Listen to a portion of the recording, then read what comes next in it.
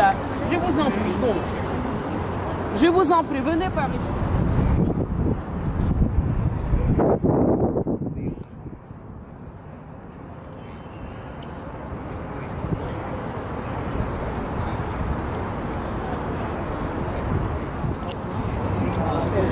Bell Tower of Windsor.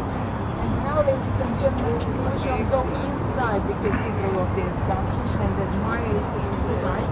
Long pictures inside.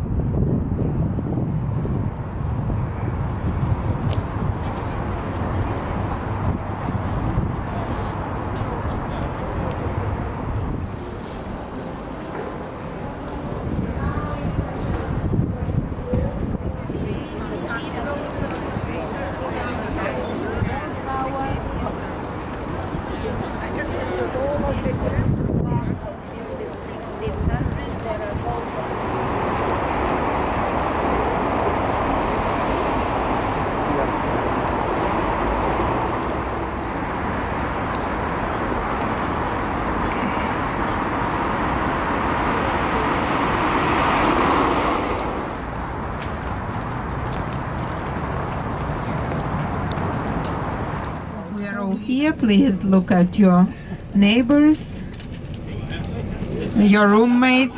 Yes, please. Okay. Aussie, Aussie, Aussie. Good.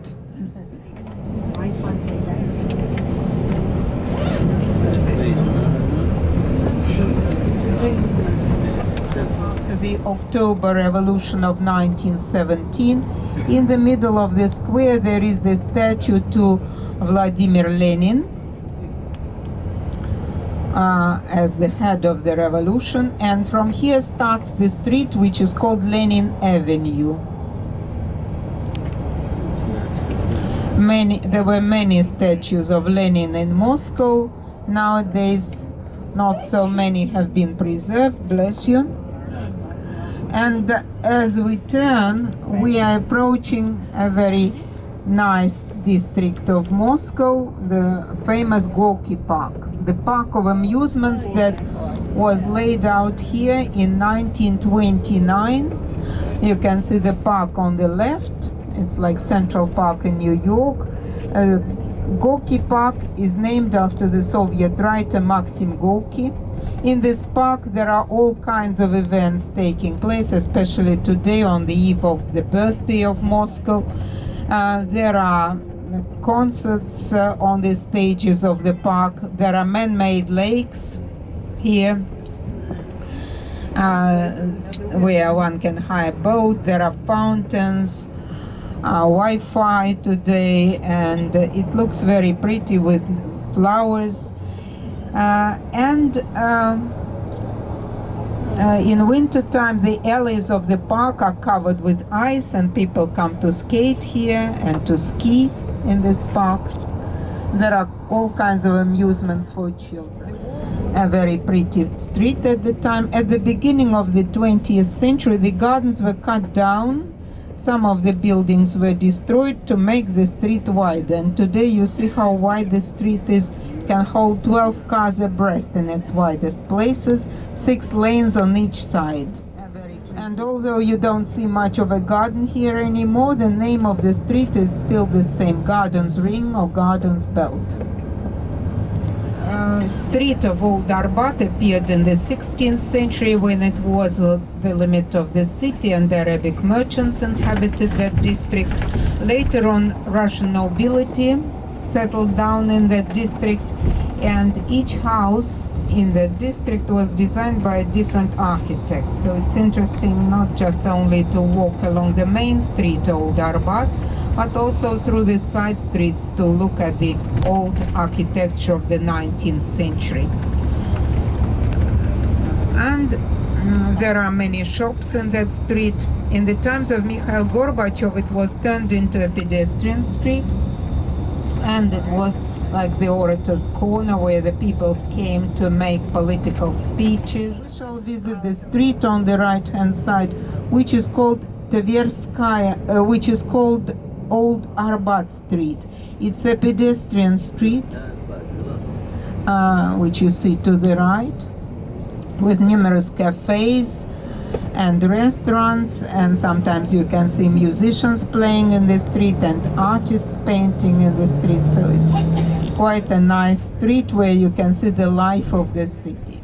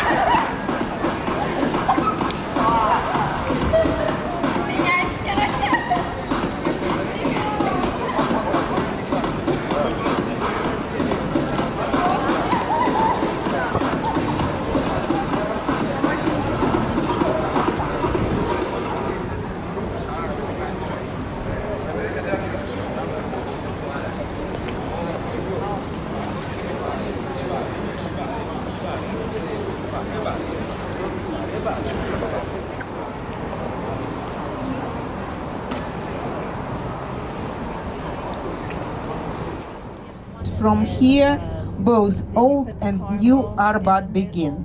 And then you sprinkle the sea salt on it, and then you drizzle chocolate over the top. And the cookie is, I think it's ground up pecans, flour. So like sea salt caramel cookie on the internet, you think I can find it? I don't know, but if you give me your email. On the left-hand side, you can see the monument to the unity of the front and the rear during the Second World War.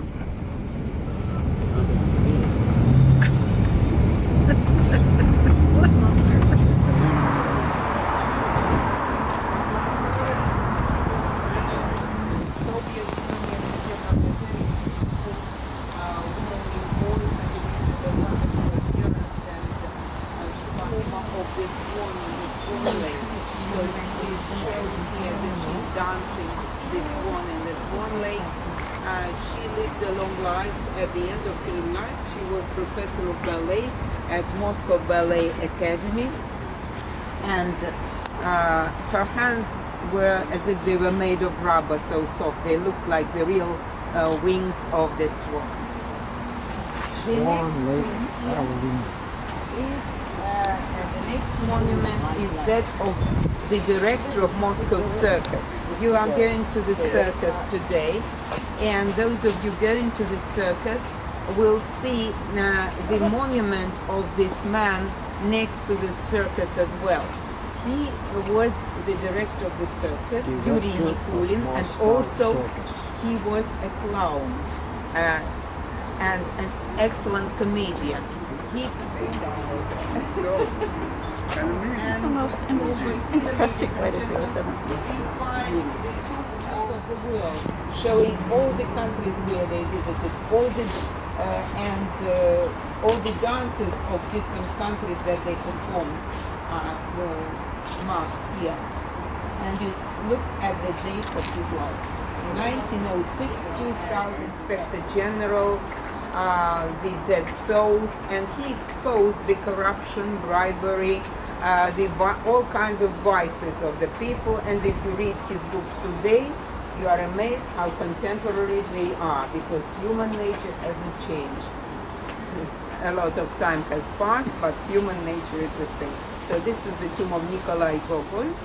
So there are tombs of two generals, General Kovacev and General Panfilov, and then a lieutenant, Malalikin, who was a pilot, and whose route, when his plane was burning already, his route really patriotic people and loved Russia. And it was only in the years of Mikhail Gorbachev that Mikhail Gorbachev wrote them a letter saying that if they wanted, they could regain their citizenship, country, to which they immediately agreed. That the Soviet Union split up into independent states. Instead of one country, the Soviet Union, there appeared 15 independent states, and the Russian Federation was one of them. The Soviet flag was the red flag with the hammer and swastika, and she was buried here. You see, while she was alive and when she was in office, she was not really very popular because many people thought she had too much influence on her husband and she was interfering in the politics. We find the tomb of the Soviet Russian general Alexander Lebed.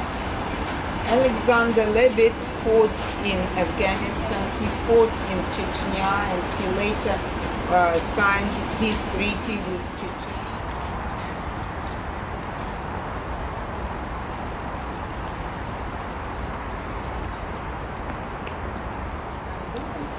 Sculptor to make a monument on Monday.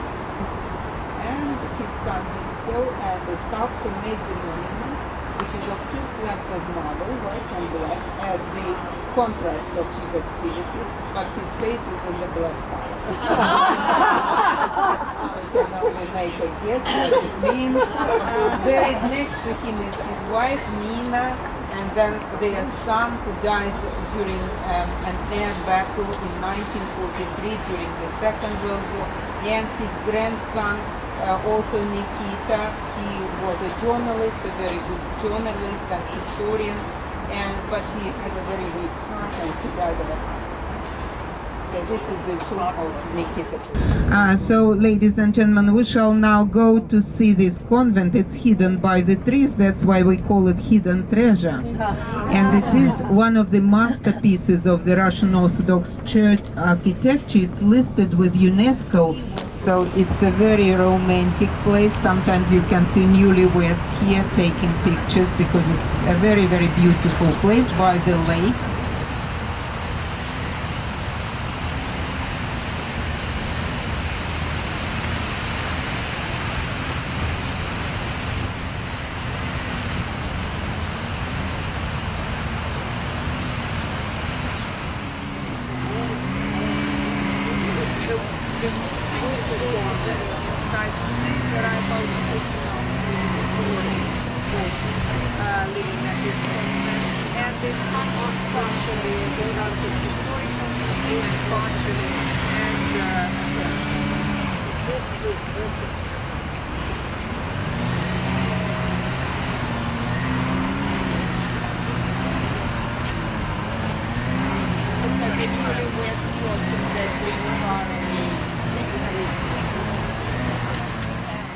And you will see an interesting monument which was a present to children of the Soviet Union from Barbara Bush.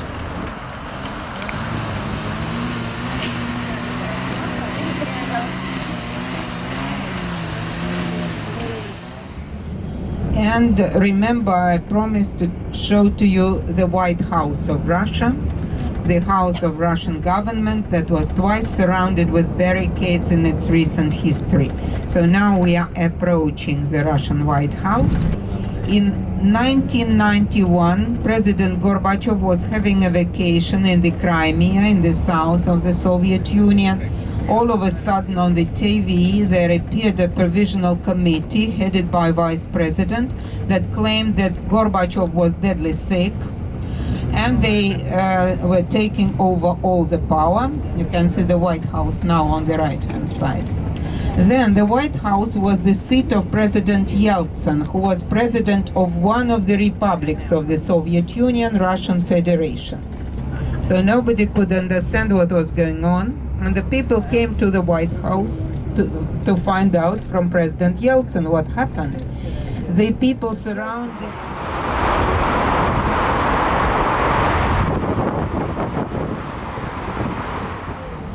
So you can see here the triumphal arch, ladies and gentlemen.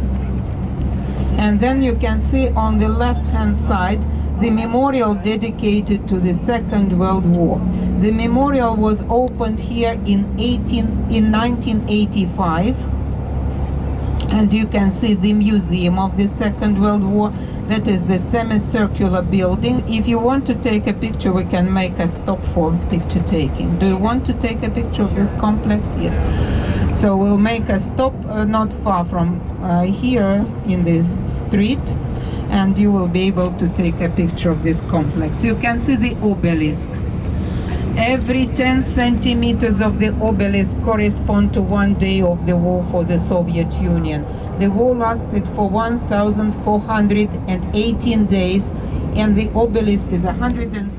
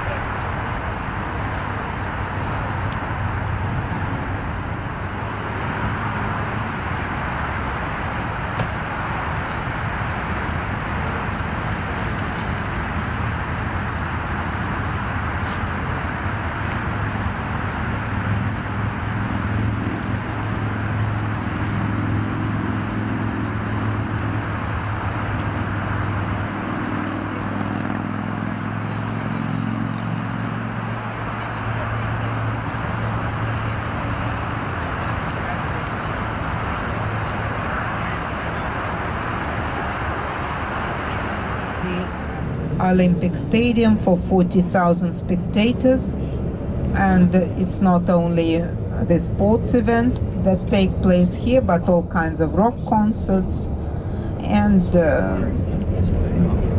other events.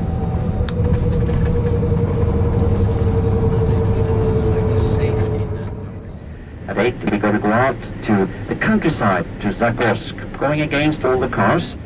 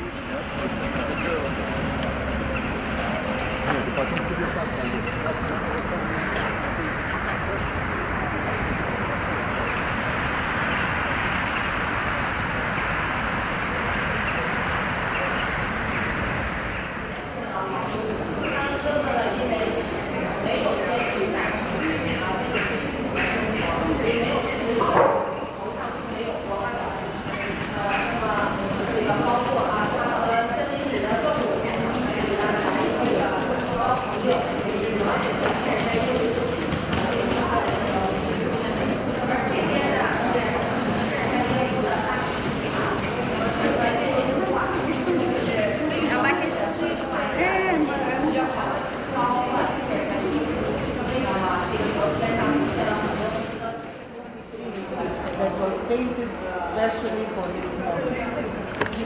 This is the monastery of the Holy Trinity. So now let us put the Russian.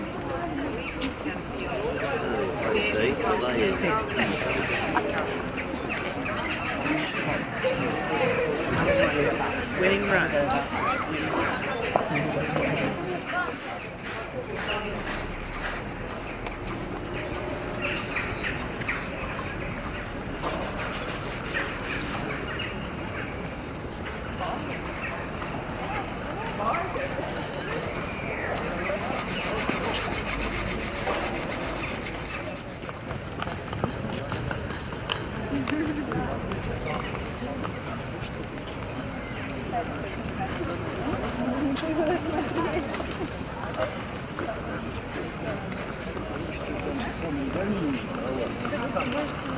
Если кто подходит на половину, туда все собираются.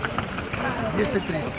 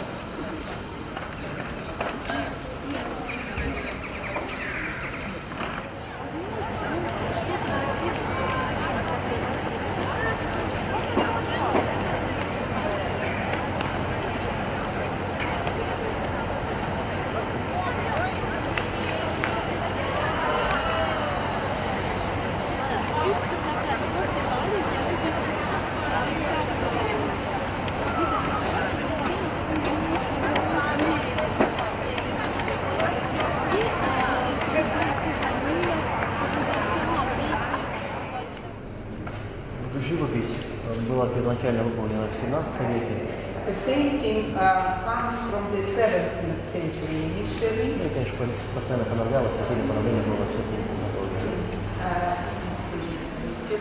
на стену.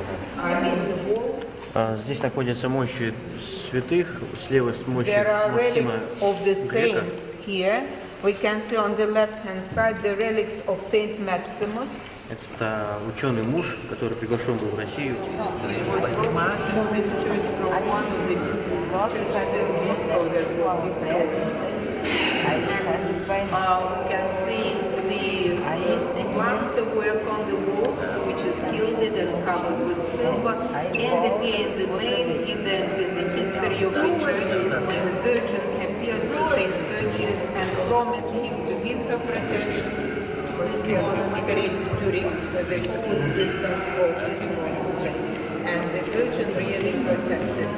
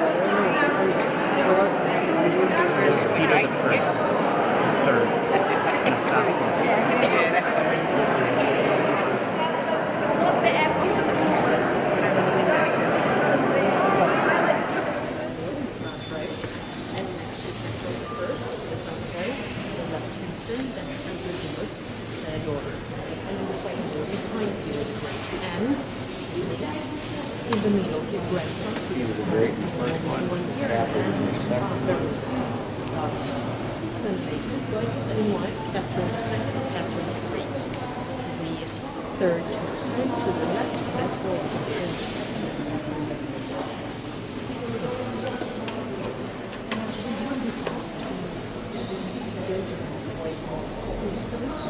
Some of those have double-headed pillars. Some of those.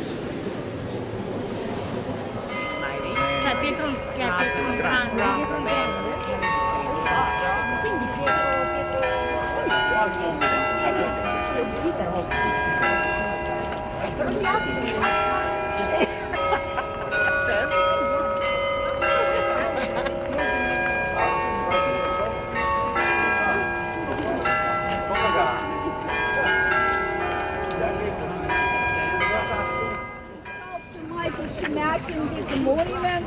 This is strange proportions. It's a contemporary art, so it's not true to life. Then it's supposed to look scary, but on some reason it produced totally different effect. Everybody likes it. So you see his knees are well polished, hands, you know, people are trying to hold his hand.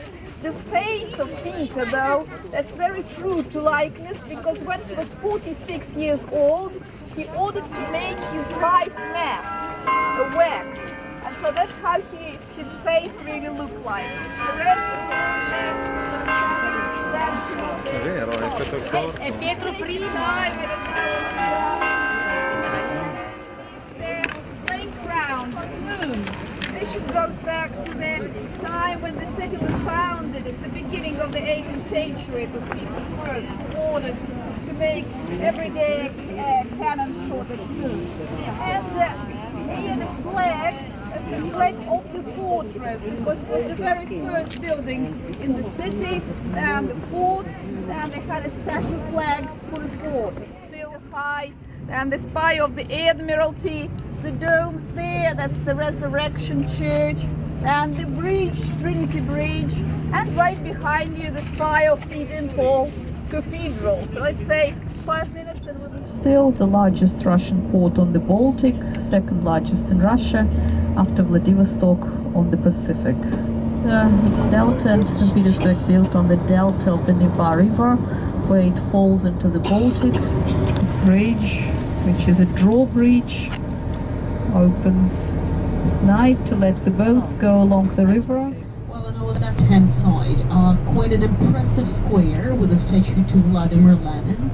Lots of fountains. These days, that's the place where the younger generation would hang out and rollerblade and skateboard and things like that. And quite an impressive building in the background with hammer and sickle, the building of Soviets. There was a plan to put up a city hall in that building, but by the time it was constructed at the end of the 1930s, I was talking about the huge granite ring and the broken ring of the siege of Leningrad, which lasted for 900 days. And on the other side of the monument there will be two figures at the bottom of the stela. That's a worker and a soldier. St. Petersburg is actually very famous for changing its name several times. The original name is St. Petersburg. Then in 1914, when the First World War began, they changed the name of the city, and for a very short period of time, for 10 years only, the city was called Petrograd. This name existed up until 1924, because in 1917 the revolution happened, and in 1924 the leader of the revolution, Vladimir Lenin, died. And they decided to rename this city the cradle of three revolutions. That's how we had it in the history books before the Soviet Union collapsed. So the cradle of three revolutions, St. Petersburg, was renamed Leningrad, and that was the Soviet time name of the city. In 1991, when the Soviet Union collapsed, they finally let people decide where they wanted to live. We had a referendum, and just slightly more than 50% of the population voted for the returning the city its original name of St. Petersburg. 52%, if to be more exact. And now we live in St. Petersburg again, hopefully no more changes in the future. And go to the imperial reception at the Catherine's Palace, which I'm sure is going to be one of the highlights of your trip, because the Catherine's Palace is going to be opened only for us, exclusively, in the evening. Then we'll go into the palace. Inside the palace, we're going to see the Golden Suite of rooms designed by Rastrelli and the famous Amber Room, the so-called eighth wonder of the world, fully restored only in the year 2003. So it's been around for, what's that, 8 years now.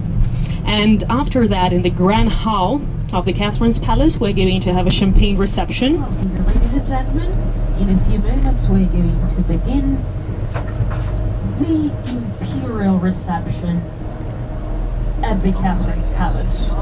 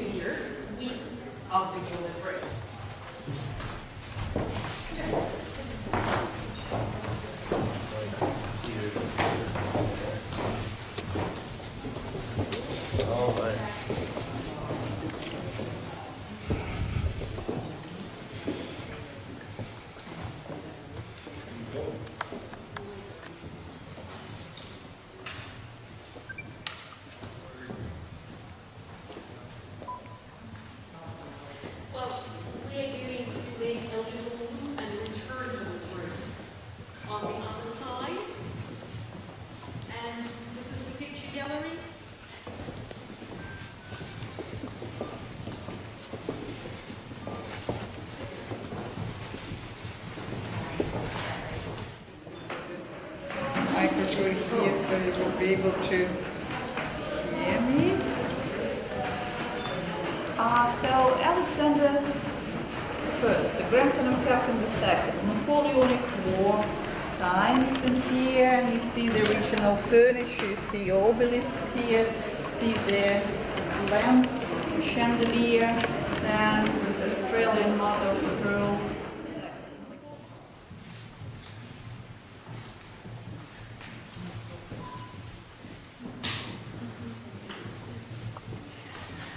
Well, ladies and gentlemen, I think that at this point you can give the tour of this palace yourself. You probably can guess who was the empress to redecorate this room in the classical style. That was 1770s, and that was Catherine the Great. This is the Berrini dining room with the imperial porcelain factory of St. Petersburg, designing the porcelain saffron. It's a gilded doorways repeating each other endlessly. And we get this effect even without a mirror.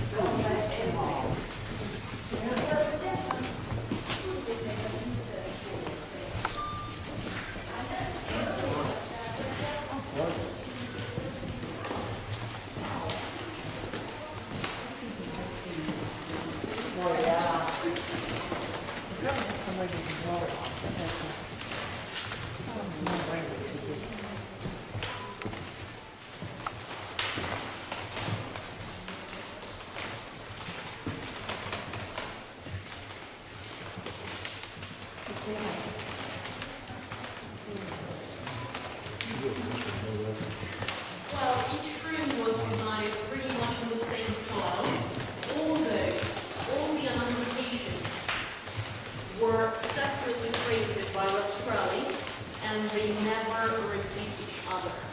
That was his reputation, to make them all different. With all this gold, all this opulence, they seem to be the same. This room is called the drawing room of Alexander I. Here's his portrait one more time. For some reason, he loved this room very much. Probably because this one had a different decorated walls.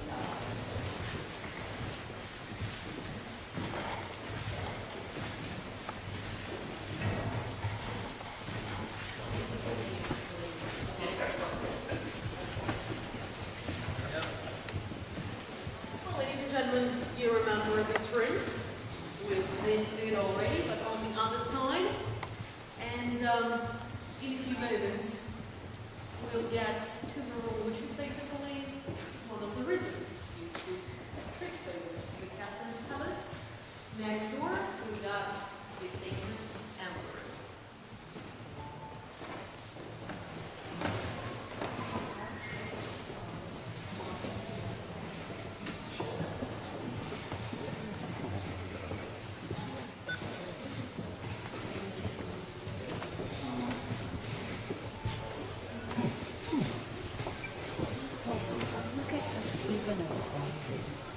Well, ladies and gentlemen, welcome to the Amber Room. On a regular basis, it's not allowed to take any pictures here at all. Tonight, they made an exception, but they kindly asked if you can switch off the flash. Could you please do that? Rather than that, go ahead, take a couple of pictures over here. These are the panels from the floor to the ceiling, although there is a little trick in here. The original palace of Peter the Great was a little bit originally this one was designed for the King of Prussia, Frederick I. That's why the lower part will have a one-headed eagle, not the double-headed eagle. That's the coat of arms of Prussia, present early. And then you'll see the letters FR, that's Frederick, that is the moment of the first initial opening. But when Peter the Great visited Prussia, he loved the Amber Room so much that he got it as a diplomatic gift. And it was decorated in his Winter Palace and then was moved over to the Catherine's Palace.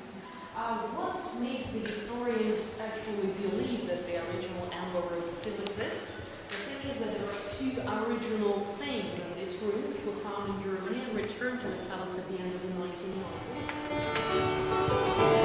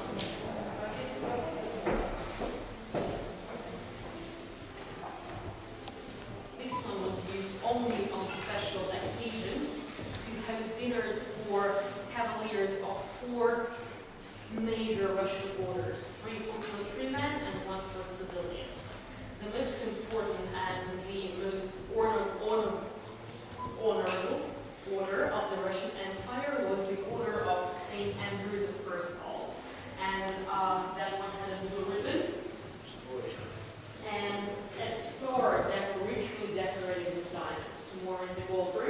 I'm going to show you how it looks like. And this is the porcelain set. Проходим, пожалуйста, проходим. These days,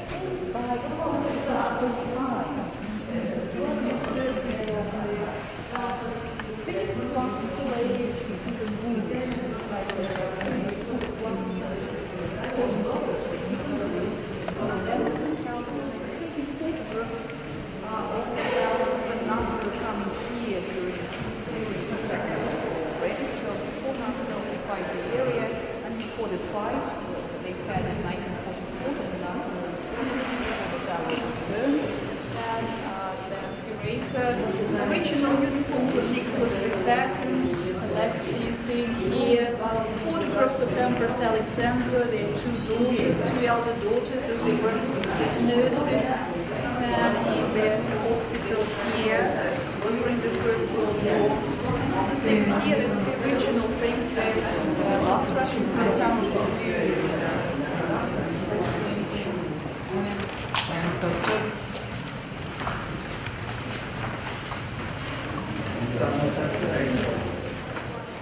His uniform here with a twin one, the Nicholas II.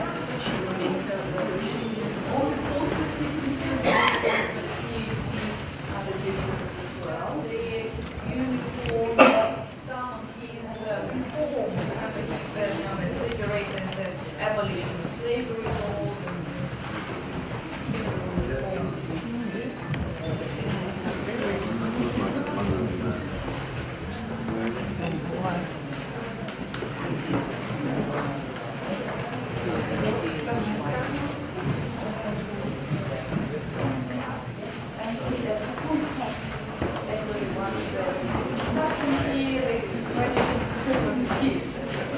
Alexa was kind of really carrying from Hess. So the crocodiles won't have a look through the entrance, through the door, it's just the door opening to the study, and then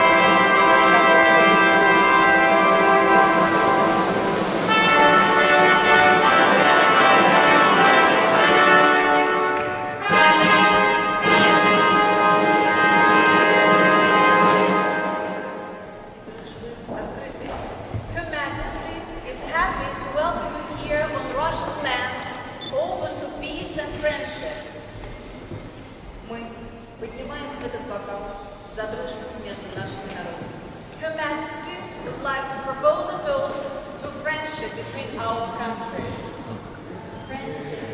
Friendship. Thank you.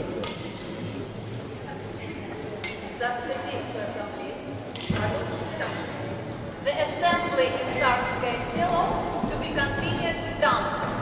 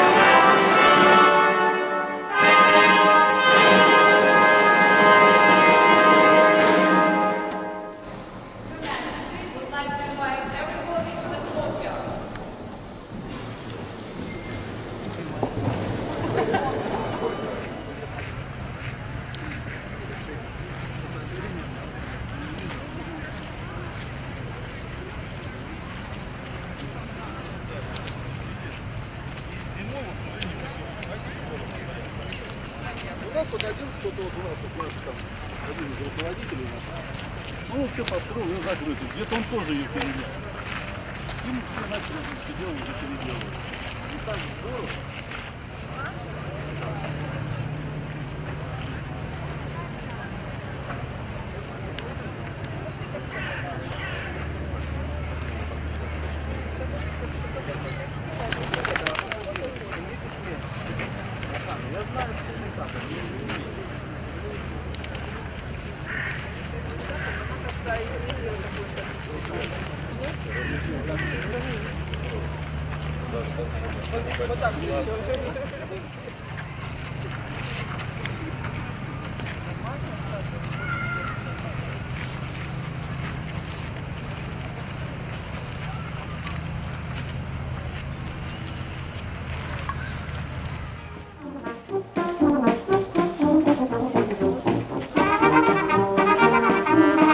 Наташа, растянитесь, пожалуйста. Растянитесь, пожалуйста, до газона. Вот там.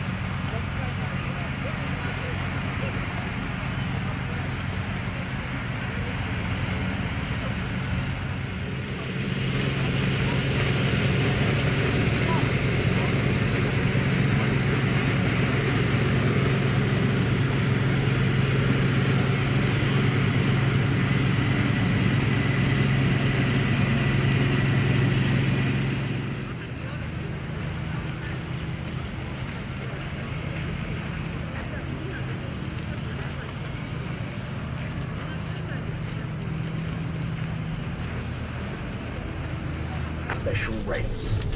On board our train, you can use our Green Zone Wi-Fi internet connection. Passengers in the economy class section can pay for services with payment cards that can be purchased on our train. Those who are subscribed to Megaphone as their mobile phone provider can pay for services by having the cost charged to their telephone account. Passengers in the business class carriages have access to the internet for free. As a reminder of your trip, you can buy souvenirs containing symbols of the National High-Speed Transport System. There is a lottery draw aboard our train. You can take part using your train ticket number. To participate in this raffle, please speak to the conductor. The participation fee is 100 rubles. Your ticket can be lucky. I ask you to please treat our train with respect and keep it clean and tidy for your own comfort. Please contact the train crew in case of difficulties with any equipment on board. For your comfort and safety, this train is accompanied by security officers and each carriage is under video surveillance.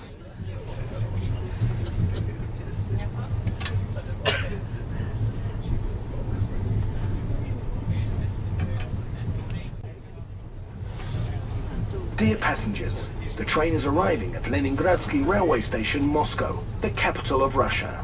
Please don't forget your luggage or belongings. We ask you to inform the crew about any unattended items. After the train comes to a complete stop, please use the illuminated green button for opening the door of your car and alighting. Goodbye. We hope to welcome you on board again.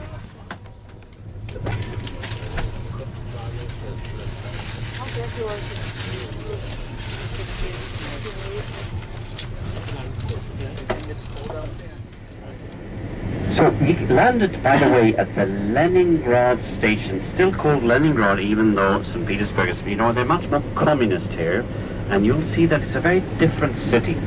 Much bigger streets, because Stalin wanted to make it an ideal communist city, and he knocked down so much of the medieval, so much of the more intimate parts of the city. So the only part really left is around the Red Square, and that you will experience a little bit tonight, and give you a chance to eat some dinner, see the GUM. And you'll see the GUM is the oldest shopping mall in the world.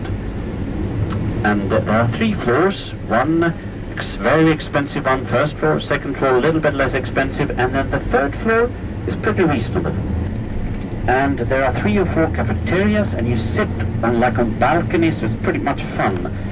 So it's a nice thing to eat there tonight. So, and you just leave your things on the bus. When we get down there now, maybe 10-15 minutes, we're going to get off, all of us, and then we walk up together to the GUM. I have my newspaper here, and just slowly walk up to the GUM. But you'll be back to the Red Square with a local guide tomorrow, but the GUM is fun to see more than once and very convenient for us. But around 8 o'clock, we're going to leave the Red Square, and then we're going to see the metro.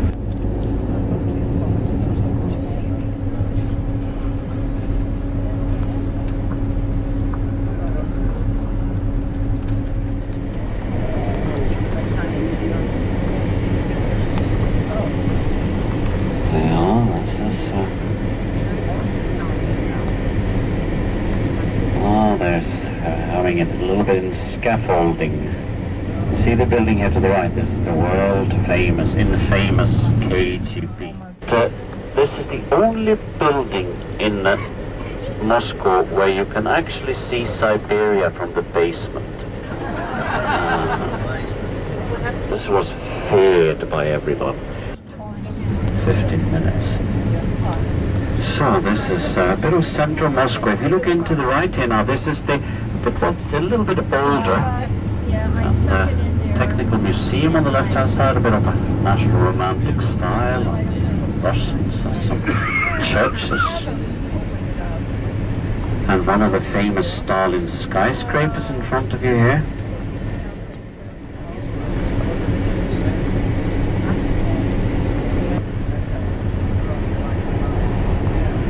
Look at another beautiful Russian church on the left.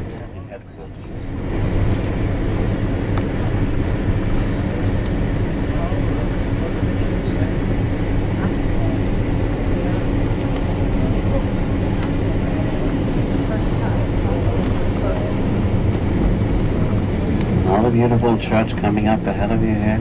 It used to be the city of 800 churches, you know. And now, little by little, coming back, some of them. Used to be a very famous hotel there on the left-hand side. Big, enormous, one of the biggest hotels in the world, called the Russia Hotel. But 10 years ago, they decided to knock it down, and it's still just an empty space today. And you know, the land, they want to sell it, but it's too expensive. No one wants to buy it. Not even Donald Trump. He was...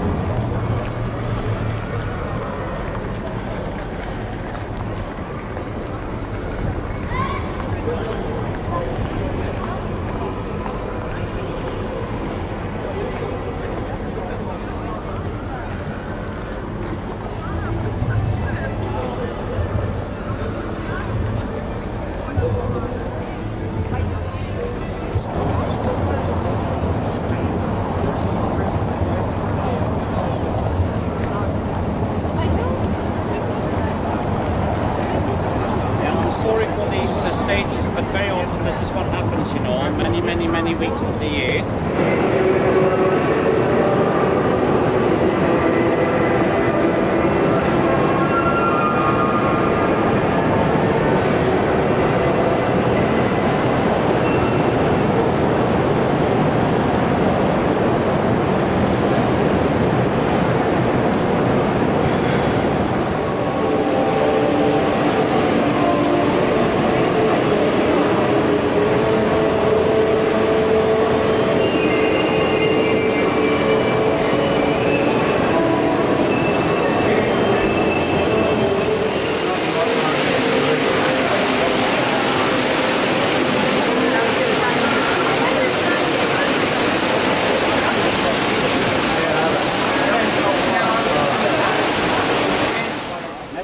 Very old, but built 35, and this will be the revolutionary technique. Actually the first station ever built. And they call this the Metropolitan Metro Line of Lenin. That's what it says up there. And this station then is called the theater station or the revolutionary station, because as we come down, we will see all these revolutionaries in bronze.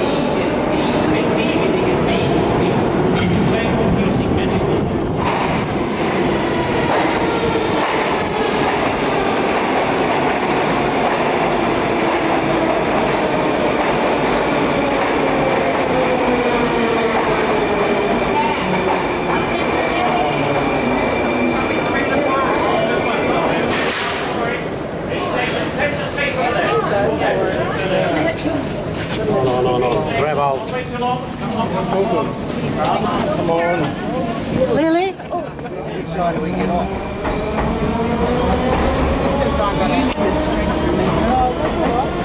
Did Sosie and Kev get in? I don't know.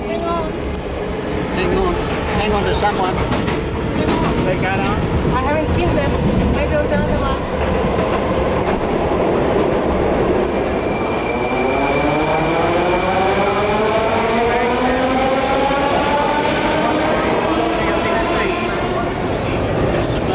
Everyone is successful. Everyone is happy. Everyone is doing what they're supposed to do. And you see that very often in the middle of it all, work and the other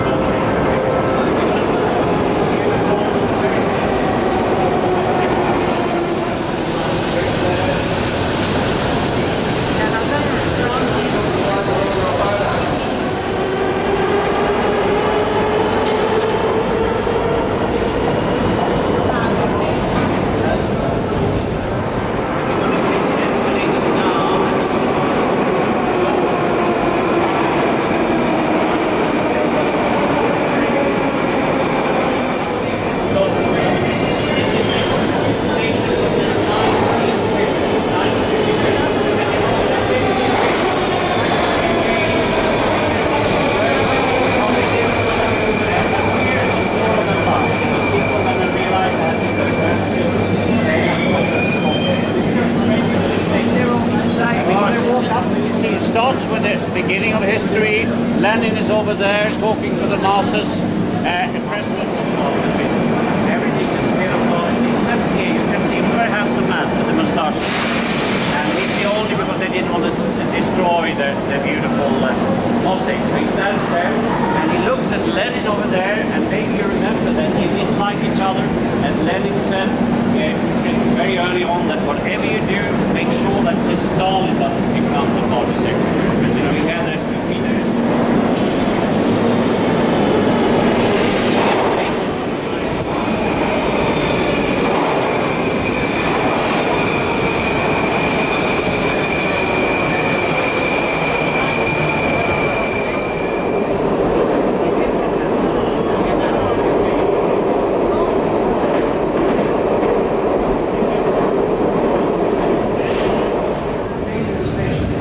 This whole Novoslobodska new merchant yard, you know, up here used to be a lot of shops in the old days.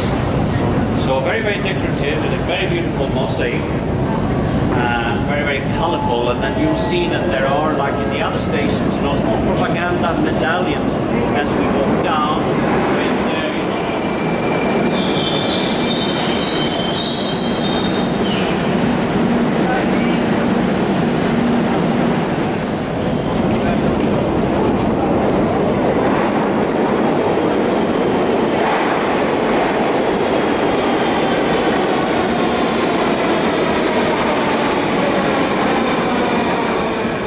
peaceful figures, and then we're going to come to one on the highlight, very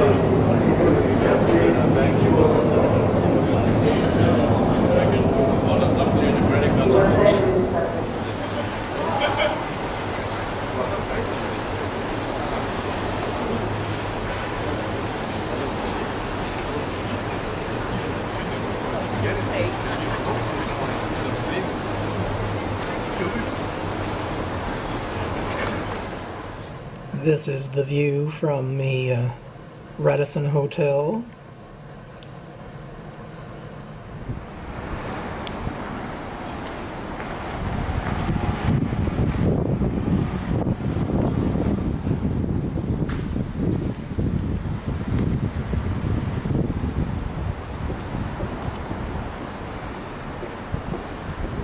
We are entering the square of Belarusian railway station. It's here on the right hand side. This green and white building on the right is Belarusian railway station.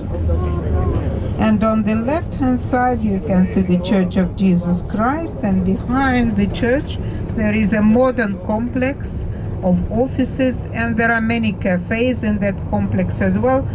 Just as in this square, the square of Belarusian railway station, there are cafes and restaurants all around. Well, this part of Tverskaya Street has numerous shops. Some of them are clothes shops, and there's also a very nice delicatessen a little bit at the back. And now we are entering the city of Moscow, this square of Moscow City Hall. To the left you can see the statue to the founder of Moscow, Prince Yuri Dolgorukiy. He's shown in such a way as if he's pointing at the place where Moscow is to be founded. And then you can see some buildings which are decorated with dark brown granite. This granite has a story of its own. When the Nazis approached Moscow, Hitler was so sure of his success that he ordered this granite from Sweden. He planned to level down the whole city, turn it into a big lake, and decorate the banks of the lake with the dark brown granite as the symbol of the Nazi victory over Russia. But his hopes failed, and the granite was used to decorate apartment houses in the street. And we are coming to the one of the main squares, Manege Square. And on the left hand side you can see the building of the State Duma. Dumat in Russian means to think, so this is the lower house of our parliament. The members of the parliament are supposed to think for us, which doesn't always happen, you know. That's where it is, the Duma. And then further on the left hand side you can see the theatrical square of Moscow with 4 theaters situated here, and the main one of them is the building with the columns. It's the Bolshoi Theater, world famous opera and ballet theater. That's the facade decorated with the quadriga of Apollo. The new stage of the Bolshoi is at the back on the left of the Bolshoi. So this is the Bolshoi Theater, and now as we drive further, on the right hand side you can see the Metropole Hotel, which was built in 1903, and it's beautifully decorated with mosaics on the facade. Further on the right is the passage to the parallel street. It is called Tretyakov Passage, with very elegant museum of Russian art in the city, and even one of the best in the country.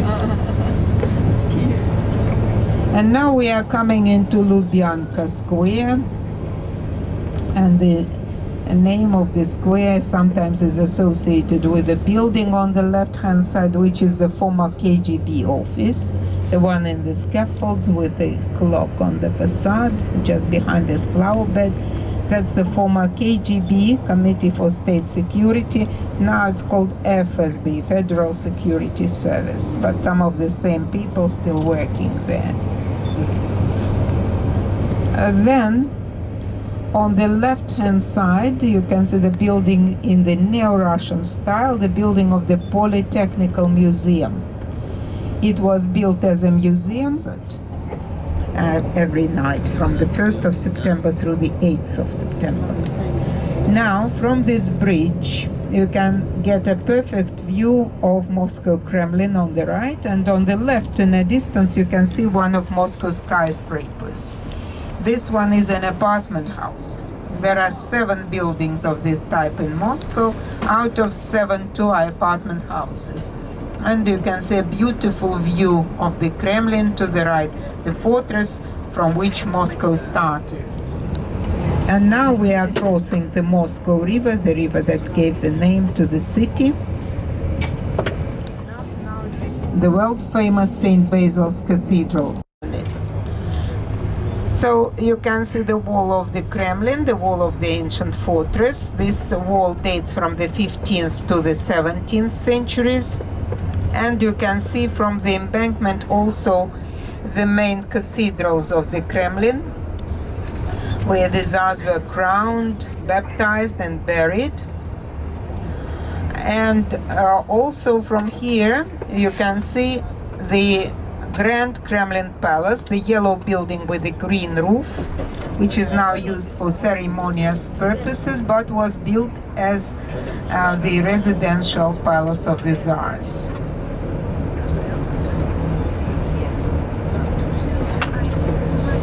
Also closer to the corner there is the building of the museum that is called the Armory Museum, where the treasures of the Kremlin are kept, and we are going to visit that museum with you as well.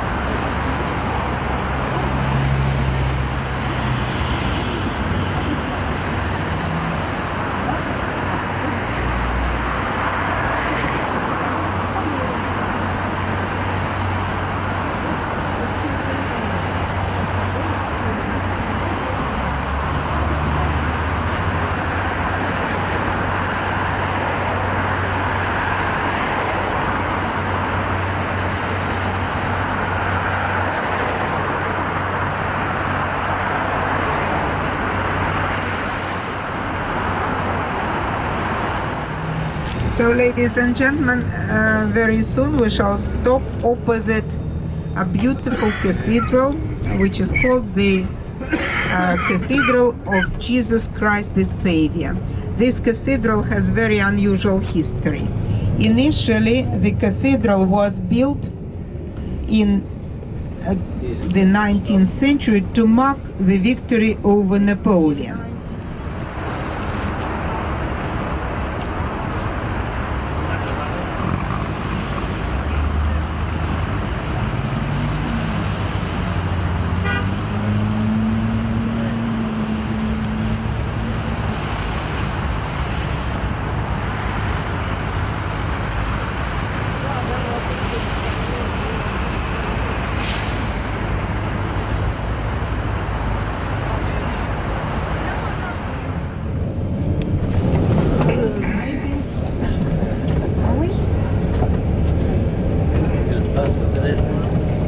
And on the left you can see an old building, an old mansion of the 18th century.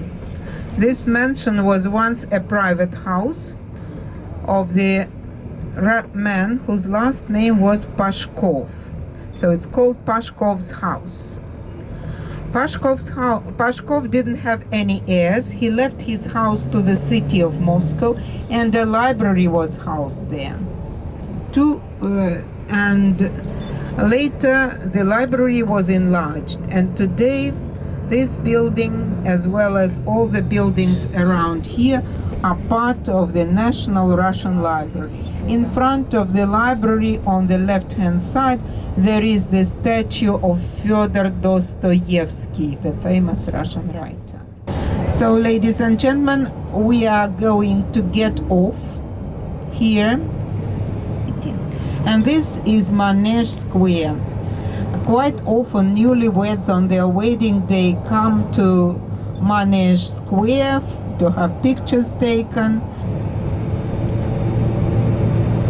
We'll walk into Red Square all together. So here we are getting off, but the bus cannot park here. Sergei will leave and will meet us later on the opposite side.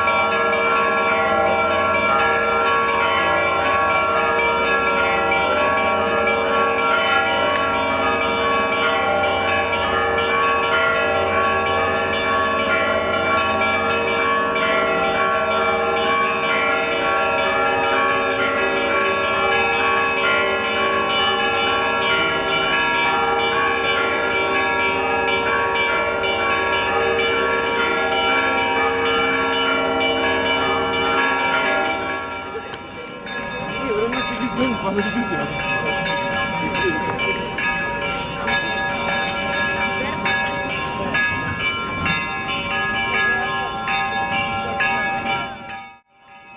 fact is that beginning from the 1st of September until the 8th of September, we are going to have a military tattoo in Moscow in Red Square. You could see probably yesterday a big stage in the middle of the square.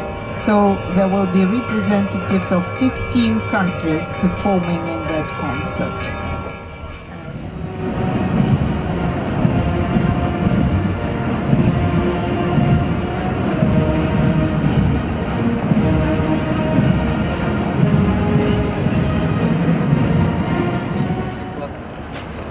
Классное предплечье.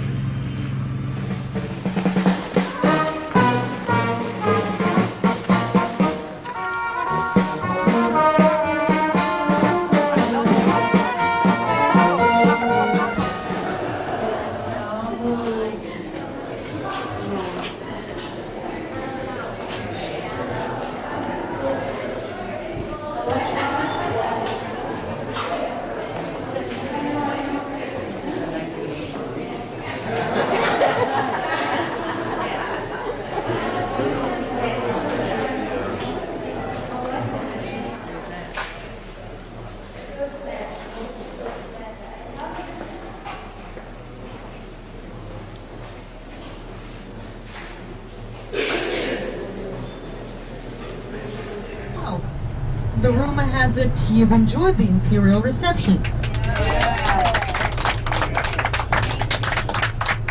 Thanks for spending all the money to put that on.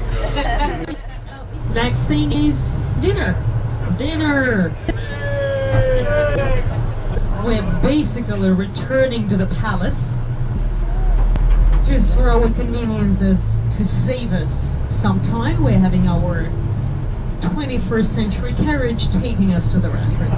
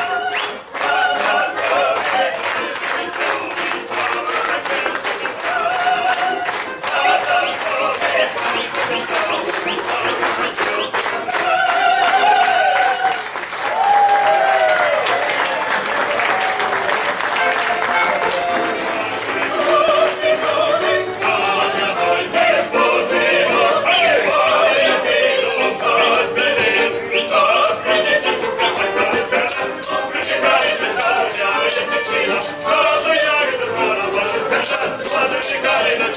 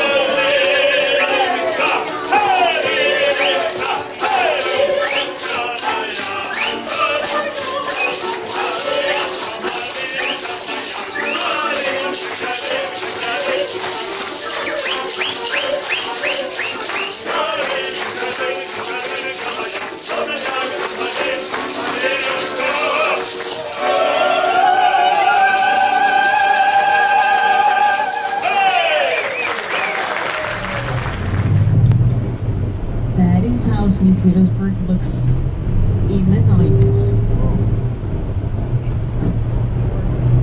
And the sparkling one is the TV tower. On our right hand side, well, similar to the Eiffel Tower, but a little bit different. So to your left, all the bridges are lit up. On your right hand side, Peter and Paul Fortress is lit up. And look a little bit behind to the bank we're living. The buildings of the Hermitage on our right.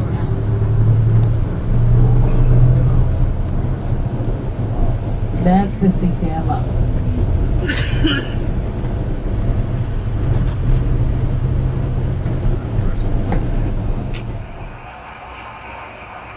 The Moscow gate from my hotel room window at about 10:30 in the evening. Dear Greg, why does the expression get off scot-free? Where does the expression get off scot-free come from? Does it offend Scottish people?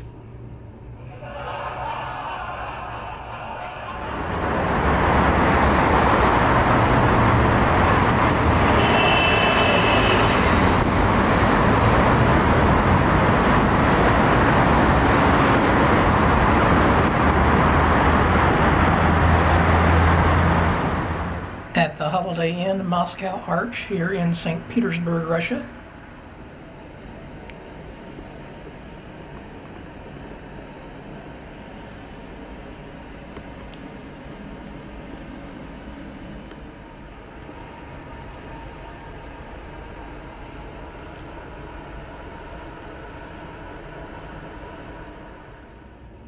And this would be the view of the Moscow Arch from my room here.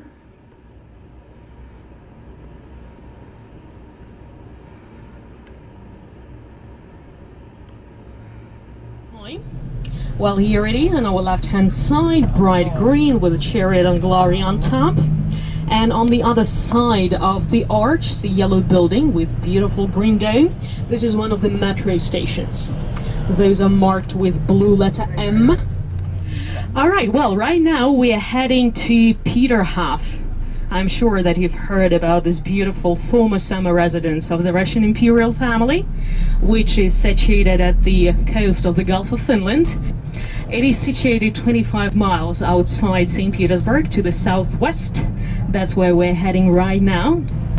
Well, we're starting with Peterhof first, seeing the Grand Palace. Then we're going to see the grounds of the park, which is decorated with 174 fountains, which don't have any pumps. It's all gravity, which drives water.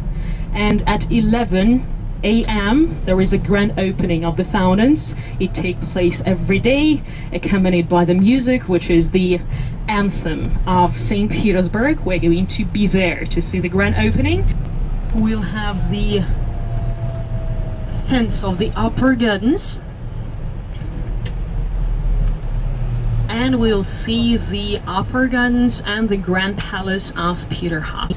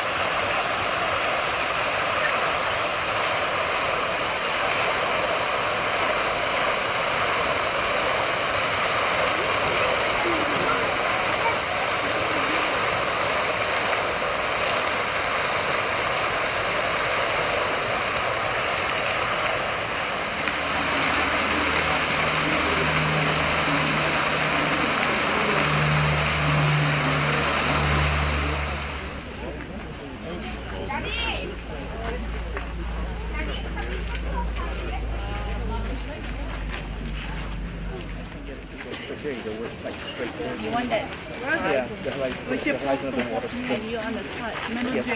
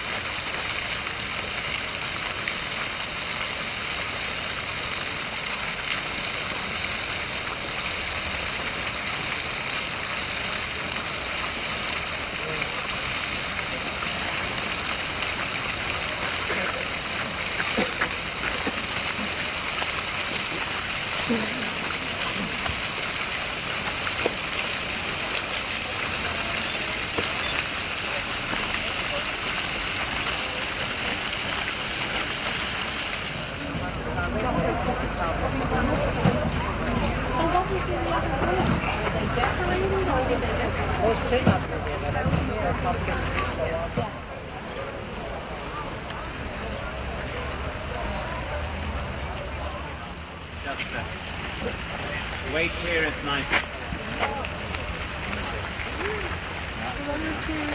We are lucky now. Look at the slider.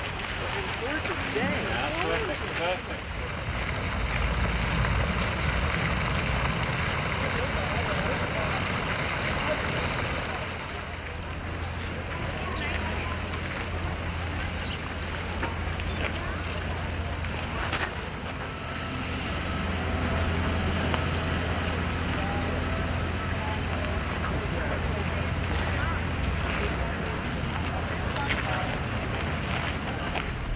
Look around. Most of the buildings on your both hand sides date back to the end or the middle of the 19th century. Most of these used to be tenant houses, and that's where people not native to St. Petersburg would settle, rent a flat in the 19th century when arriving into the city.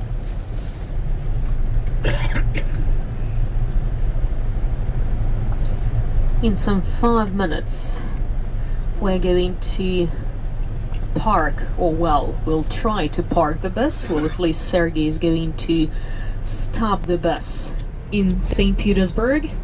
This area is Dostoevsky area in St. Petersburg.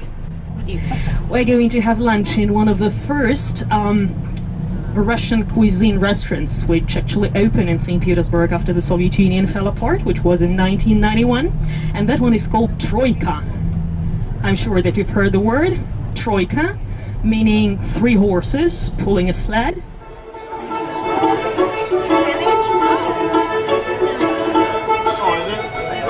Oh, thank you. It's very good.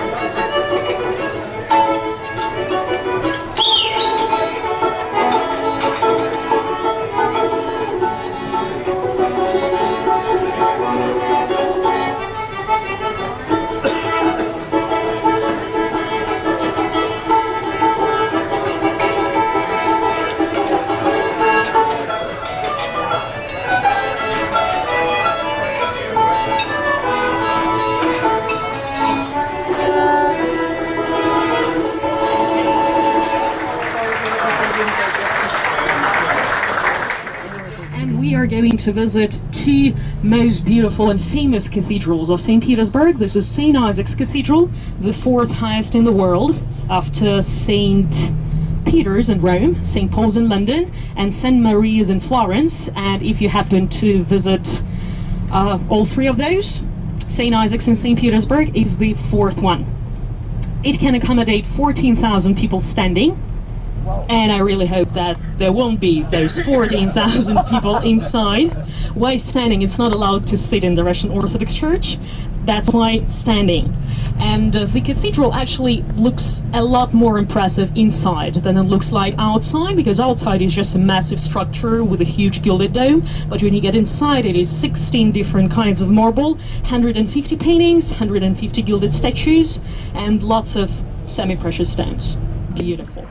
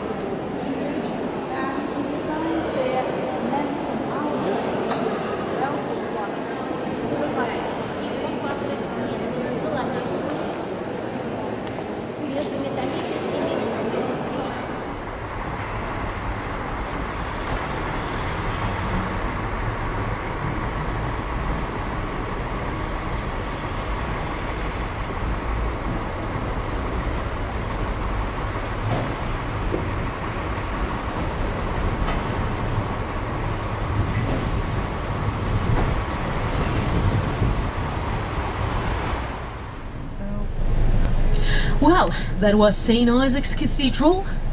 Very beautiful, one of the most impressive. But, as always, we've got something else to show you, and that is the Church on the Spilblad. On our left-hand side, a fountain and partly in scaffoldings, building of the Admiralty. These days it is a naval military school, but originally the shipyard. And after visiting St. Isaac's, you'll say that, well, probably this is the most colorful cathedral in St. Petersburg. Нет. The Church on the Spilblad is even more colorful than that. 75,000 square feet of mosaics inside, decorated with enameled domes and gilded domes on the outside. The Church on the Spilblad is a postcard image of St. Petersburg.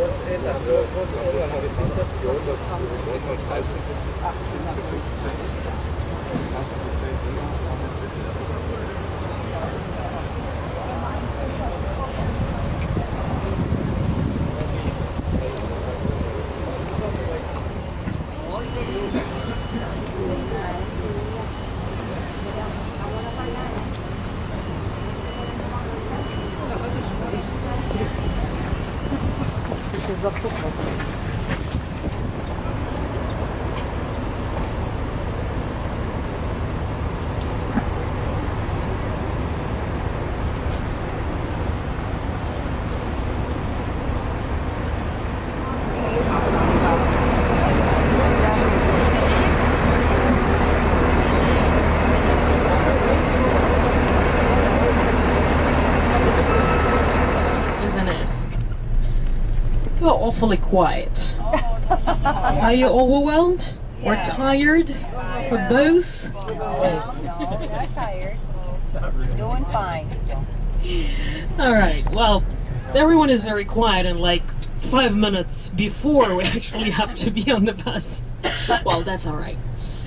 I hope you're enjoying yourselves. Yeah. It's a beautiful day here in St. Petersburg. Oh, great to hear that.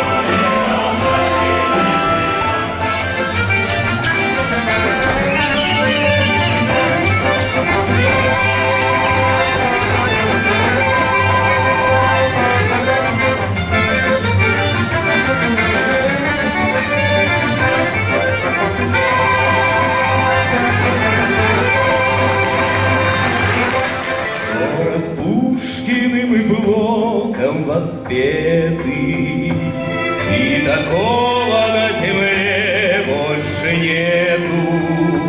Этот город над Невой с легендарной судьбой, город вечно молодой.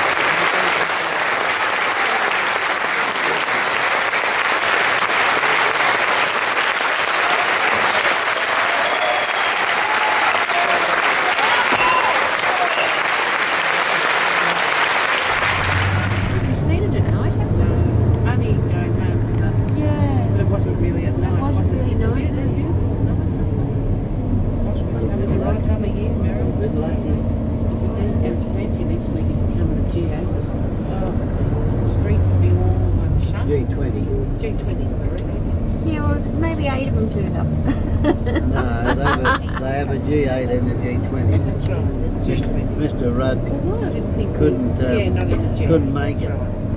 Well, he might still. There's something stupid. I reckon he'll go. I do too. Another trip. I reckon he'll go. No, apologise. The bank of the river. This is the first shipyard of the country, because St. Petersburg was the first seaport in the country, and we're approaching the Annunciation Bridge. This is the first permanent bridge across the river, which was opened at the end of the 18th century, and we're going to use that one to cross the river. When we get onto the bridge, look to your left. On your left hand side you'll see the city center with the buildings of the Hermitage, some gilded spires in it.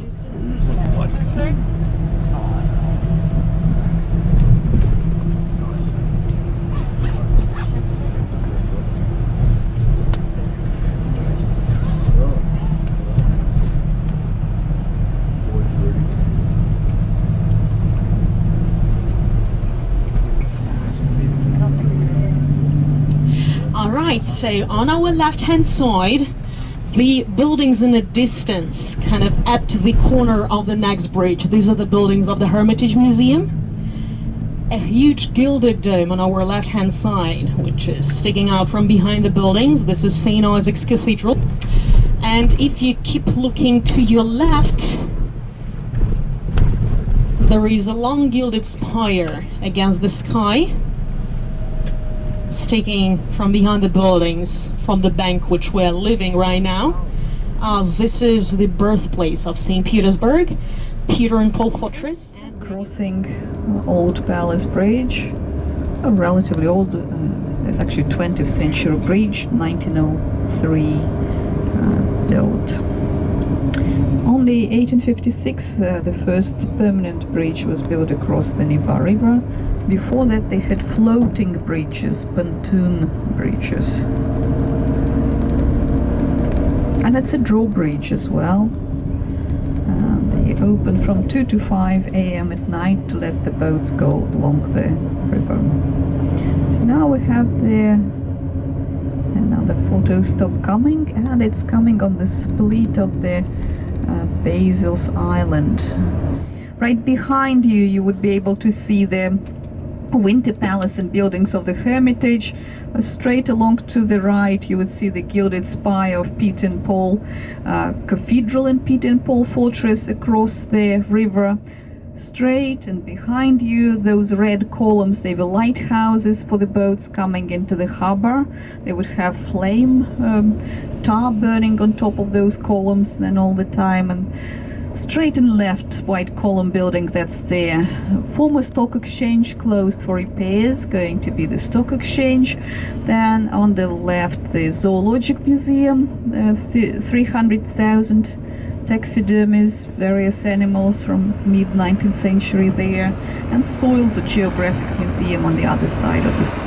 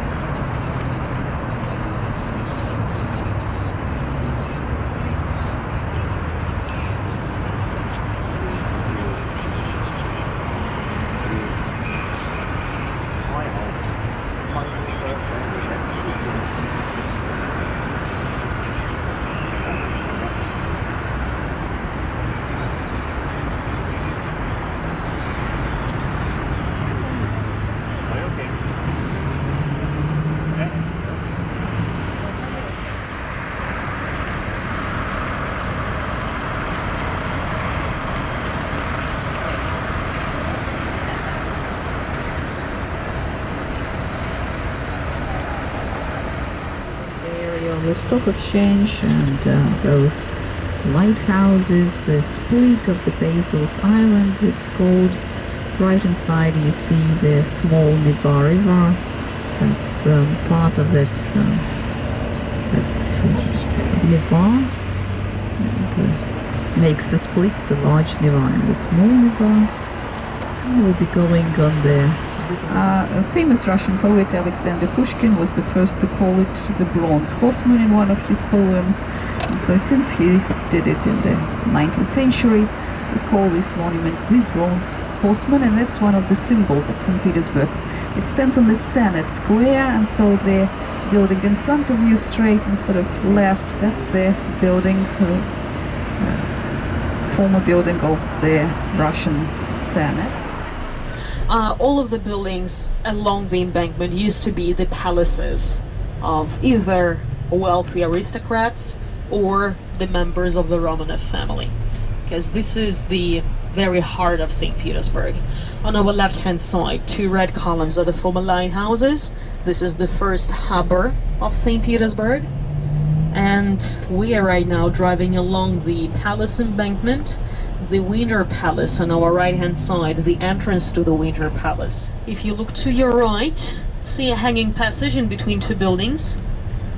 This is still the Hermitage, and another hanging passage. It is still the Hermitage. And wait for a little while. There will be another hanging passage on your right-hand side over the canal. Here it is. And this building, the green one on our right-hand side, it is still the Hermitage. 5 buildings all in all. I've pointed out 4 because the 5th one overlooks the street on the other side.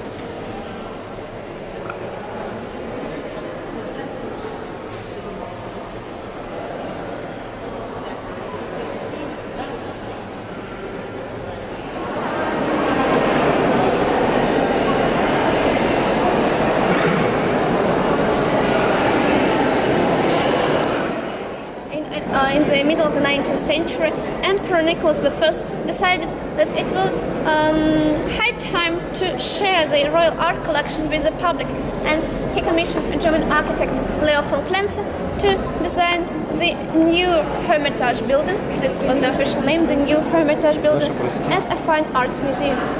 So the rooms and the galleries, which we are going to see like from the next room and onwards for a while, were also available to the public since 1852.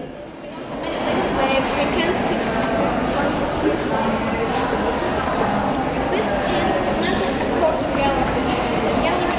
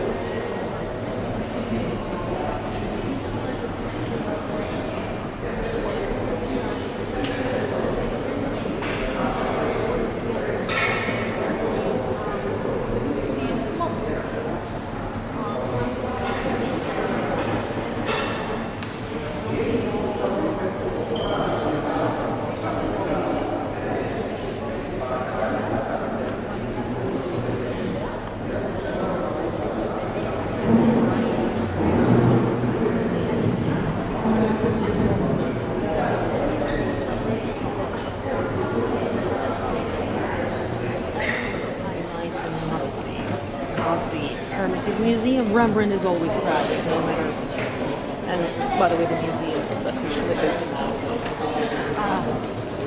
this one is considered to be the last painting by Rembrandt.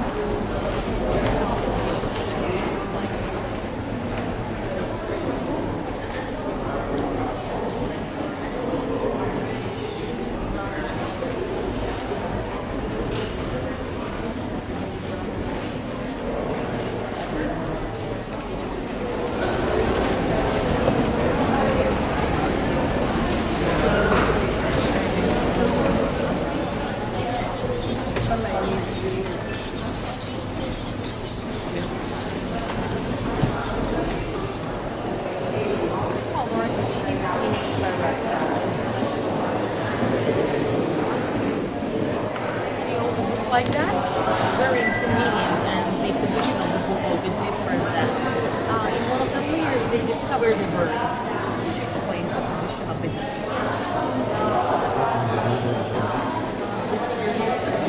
The geometrical shapes, and most often that was a triangle. To see a triangle, you will be able to paint the main characters on the page. So if you put a triangle in this page, as this section was to be quite a long time. It was meant to decorate some of the magic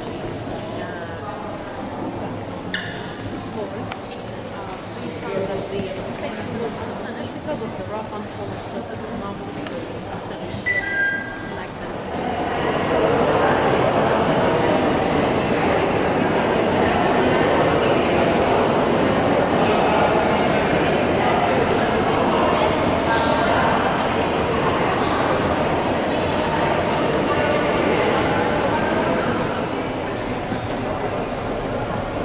Just kind of run through.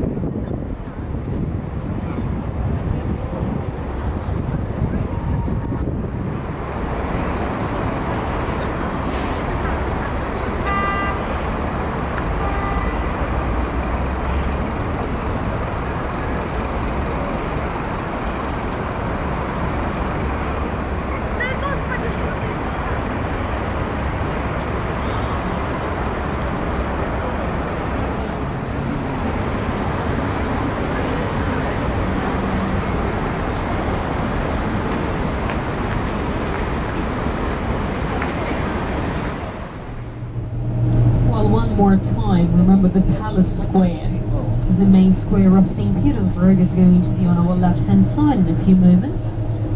Here it is with the Alexander's column in the middle.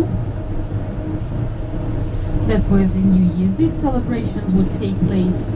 The Victory Parade, the main one sure takes place at the Red Square in Moscow, but there is a parade every year on the Palace Square as well.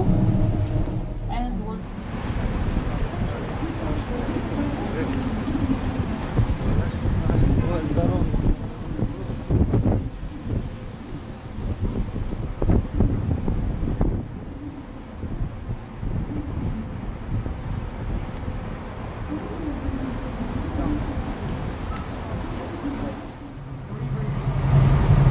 welcome to the boat trip. While we are in narrow rivers and canals, is not allowed to stand on the open deck because the bridges are very low and there is quite a big risk of hitting the bridge with your head, which we don't want to happen at all.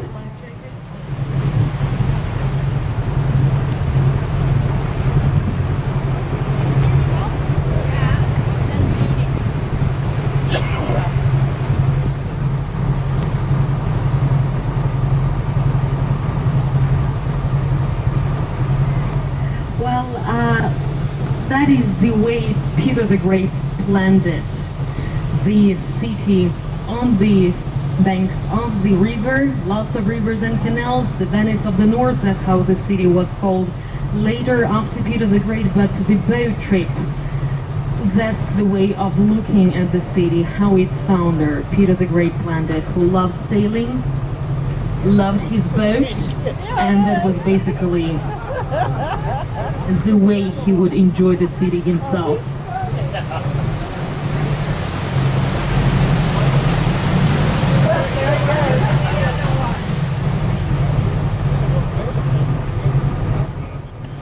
In a few moments we're going to sail under Nevsky Prospect. The bridge we're going to sail under is called the Green Bridge. We're going to sail past some of the places we've been to already on the bus, so you'll have an opportunity to compare these two different views onto St. Petersburg. Enjoy the boat ride, enjoy the architecture. Again, all these buildings in the historical city center, they are in the UNESCO list of the cultural heritage of the world. Not one building, all of these buildings, the complex of buildings. Here's the Stroganov Palace on our right-hand side, pink and white, and Nevsky Prospect, the main street we're sailing under right now.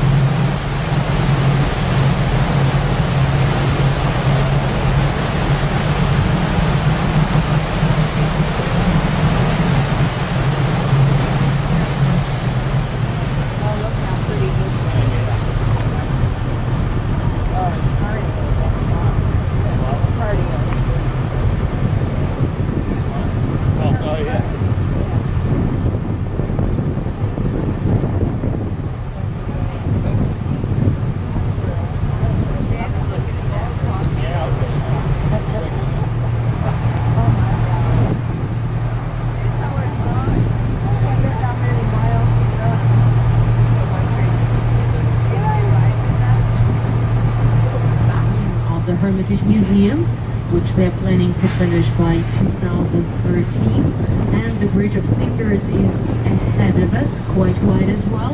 After we are through the bridge, try to look to your left, kind of a little bit back and to the left, and you'll see the glimpse of the Palace Square and the Alexander's Palace.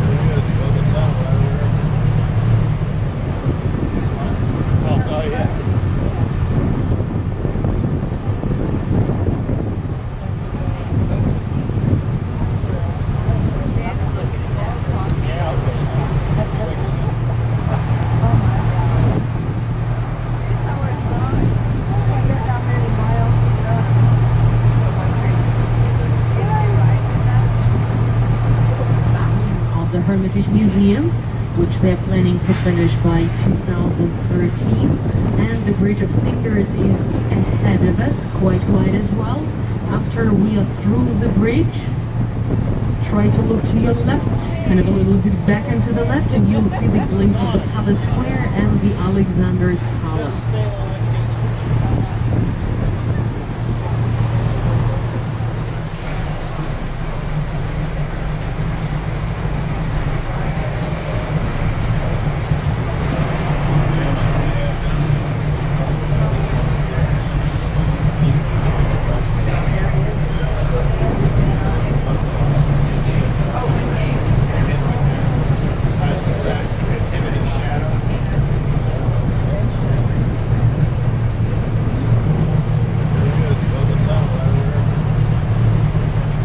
Well, here we are preparing to make a turn into the shortest canal of 74 we've got here in St. Petersburg. Remember the Winter Canal?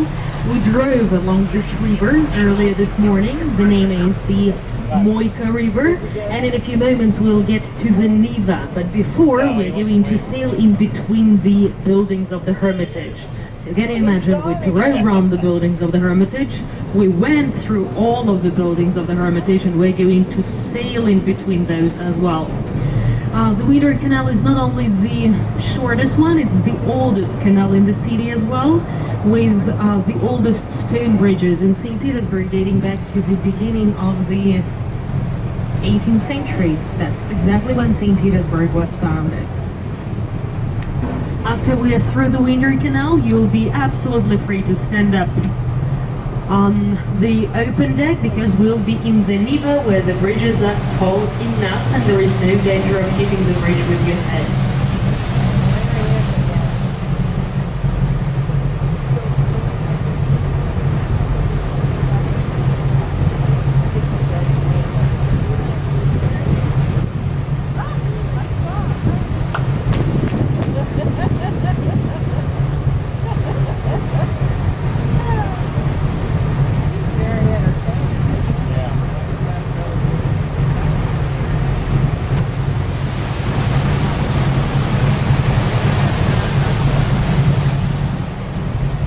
Well, right now on our left-hand side is the building of the new Hermitage. Then darker yellow color will be the old Hermitage, and the yellow arch ahead of you. This is the hanging passage connecting the old Hermitage, the home of Leonardo da Vinci, with the Hermitage Theatre. In a few moments we'll be in the Neva, and the most magnificent view of St. Petersburg, especially in the weather like this, with sparkling water and sparkling gold, is going to be out there all for you. So prepare your cameras. After we pass under the arch, look up.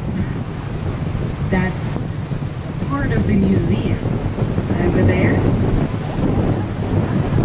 After we pass under the bridge, get prepared for the view.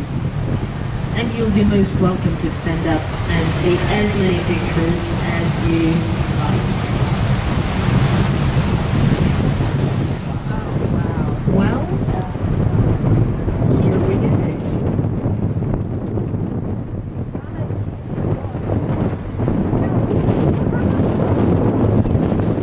Sunshine, enjoy your champagne.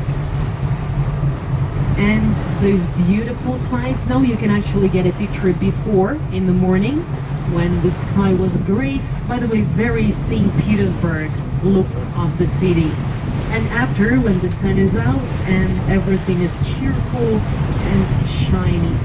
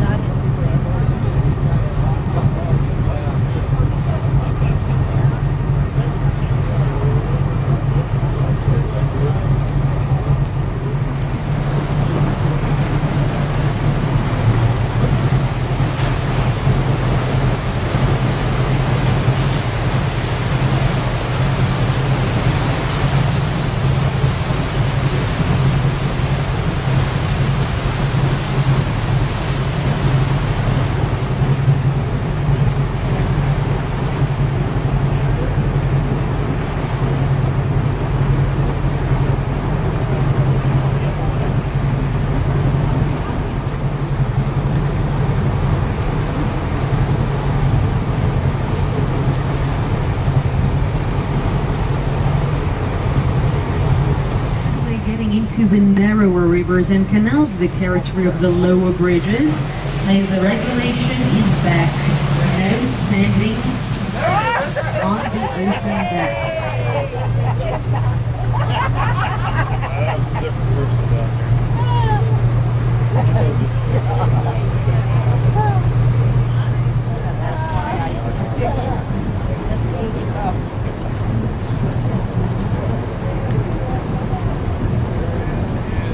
Well, one more turn under the bridge and we are getting into the Moika River. We sailed it. Partly the Moika is the most central and the the most beautiful part of the central St. Petersburg. In a few moments we'll be sailing past the Michael's Castle and the Church of Mostova, those quite important historical buildings of the city, which we drove past on the bus as well.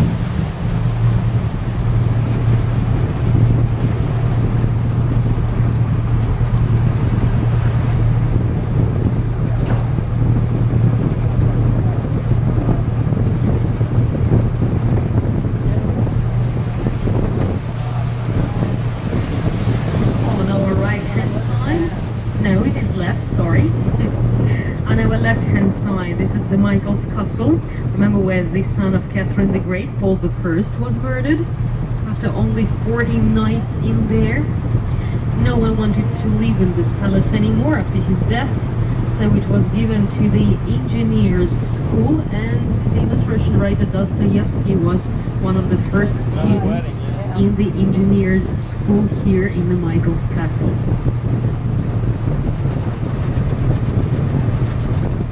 The narrowest canal on our right hand side now.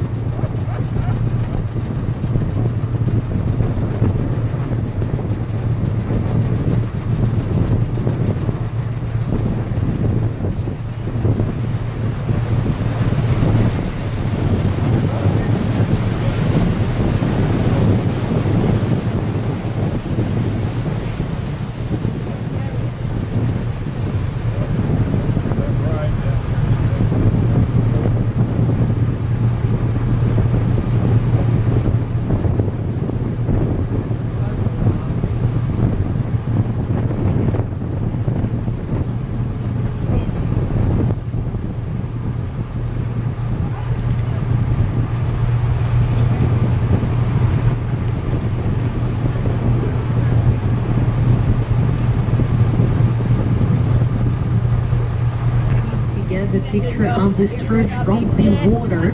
There will be 3 chances of doing that. You should be pretty fast. One of these is right now, before we go under the bridge. And the best view as soon as we leave the bridge right now. Be quick. Sometimes it felt like that.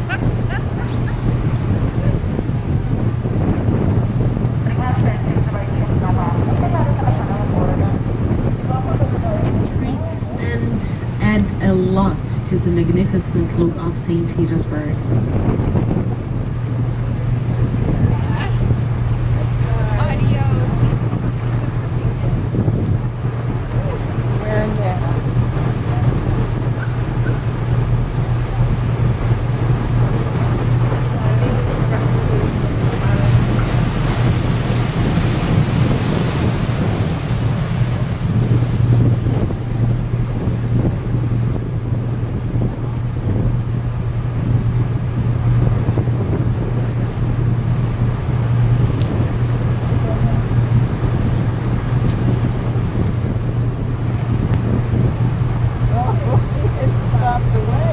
Well, we're back to the Bridge of Singers. It's ahead of us right now. On your right hand side, a glimpse of a column in the middle of the Palace Square. This is the second widest bridge after the Blue Bridge. And when sailing under the bridge, you can realize how wide the prospect is, and it was no widened. So this is the original width of the street, which is quite impressive for the beginning of the 18th century. I'll be meeting you on the bus in 10 minutes after that. for everyone to get to the bus on their own pace, take as many pictures or as little pictures as you want, and we'll set the certain time as soon as we dock. 4 different horse statues they decorate this bridge, and they're supposed to represent different stages of taming or breaking in a wild horse. So you see those by German sculptor Baron von Gott, and by the horse statue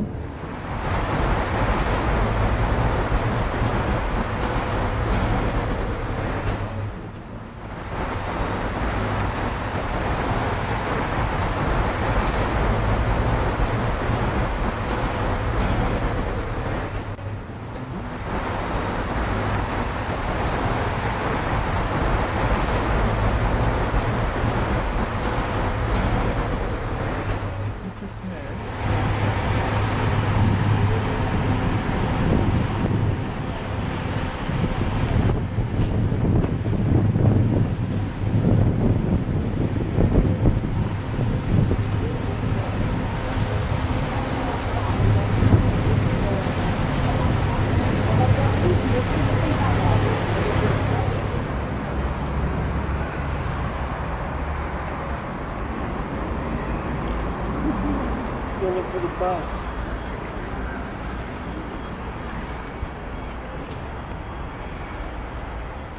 Four members of the Queen here. The one sitting with the paparazzi, that's Grand Duke Dmitri. Then the man with the beard, Purushkevich, a parliament member. Then, and by the door is military doctor Lazaret, and by the window military officer Sukhotin. See them all here, they're all waiting for how the poison will work, because Felix and Rasputin are now downstairs in their special dining room there. The size of the apartment of Felix is not very big, so The conspirators will reveal and will punish. But for Felix, the punishment was very mild. After all, he was married for 10 weeks. so squeeze in here, downstairs in the special dining room of Felix. Oh, so you see Rasputin here, he was 47 then. Felix, age of 28, and Felix was checking on the cakes and wine, and as the plan was originally to poison Rasputin. Cakes and wine, which was not cyanide but aspirin, didn't work, and so Felix went upstairs to talk to his friends. They decided that Felix should shoot Rasputin, and so Felix came down with a loaded gun, shot Rasputin at the back. Rasputin fell down on this very floor, on approximately this area. He was somewhere here lying down. It's the original floor you see in here. And so the doctor came from upstairs to check on Rasputin, and he said he's going to be dead in about 10 minutes. And so they went upstairs to wait. And Felix came down back to check. Rasputin was still on the floor, and eyes closed. But when he leaned down to Rasputin, Rasputin suddenly opened his eyes, stretched his hands, and started to strangle Felix. Felix pushed him back, screaming, "He's alive, he is alive." And meanwhile, Rasputin crawled up the stairs, the very stairs he went down, that's the original steps, opened a little door there which led into the garden, and already the next member of the coup saw him walking through the garden screaming, "Felix, Felix, bad boy, I will tell everything to the Mamachka." Little Mama was nickname for Empress Alexandra. And so that member of the coup, that M6 man, Purushkevich, Russian parliament member, shot Rasputin 3 times, good British training. Rasputin fell down on the snow. They all came, they hit him with something heavy, then wrapped the body in the carpet, put it in the automobile, drove away, and thrown the body in the ice hole on the Neva River. Then by that time the whole thing went so frantic, they forgot to attach something heavy to the body, so the carpet had frozen to the surface of ice, and the body was discovered very soon, after 2 days after that. When they did the autopsy, they found water in his Rasputin's lungs, means he died eventually by drowning. Then Rasputin's body on the order of Empress Alexandra was balmed and placed in the chapel and in Tsar's village in the suburb of St. Petersburg after Nicholas II abdicated just a few months later in February of the year 1917. The body was taken of Rasputin taken out of the chapel, driven around the city and then burnt, and the ashes were thrown in the air. So they say his restless spirit is still wandering around.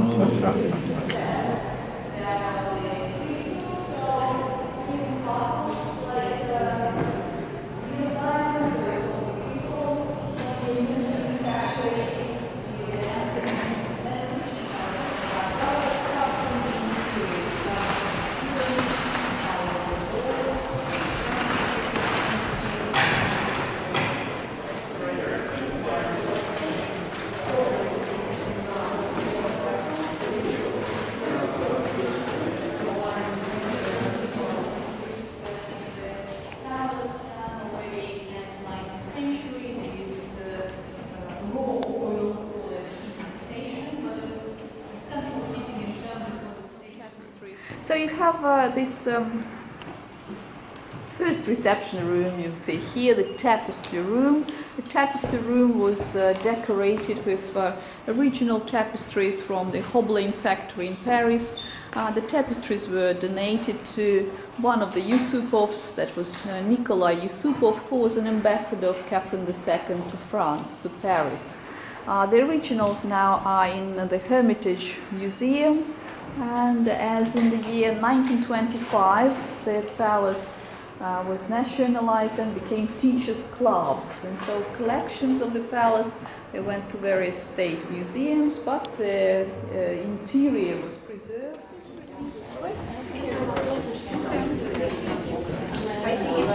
This specific photographs are the way I'm looking for the details. So the end of it, 170 seats you have in here, and there's a very special, very private theatre. Above the stage and above the box, initials in letter Z, Y, Zinaida Yusupova, the last owner of the palace. So famous singers like Shalapin, dancers like Pavlova danced here. The singers were pleased with the acoustics, but the dancers all complained. You make one jump and you meet the wall of the other side. Russian costume, because of the year 1913, Romanov celebrated 300th anniversary of the dynasty, and so everyone was supposed to be dressed as if it was 1613. Most of the real costumes were imitation costumes, and that was the dress of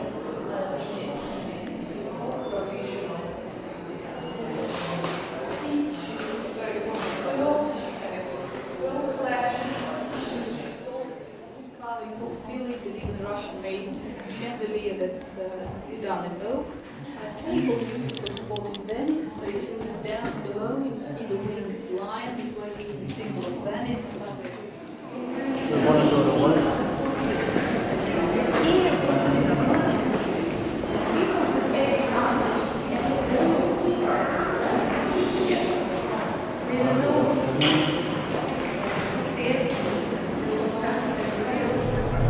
And here we go. This is our main perspective street, Prospect. A pink palace on our right-hand side is called the Stroganov Palace, and this is one of the oldest buildings along Nevsky Prospect. The story has it that famous Bev Stroganov was invented in this very palace by its owner, Count Stroganov. I'm going to tell you the story a little bit later, because right now we've got a lot of things to look at. Russian church, Russian Tsars had their weddings there. So see it now on the right. The Cathedral of Our Lady of Kazan houses patron icon of the Romanov family, icon of the Virgin from small town Kazan. So that was the church for weddings.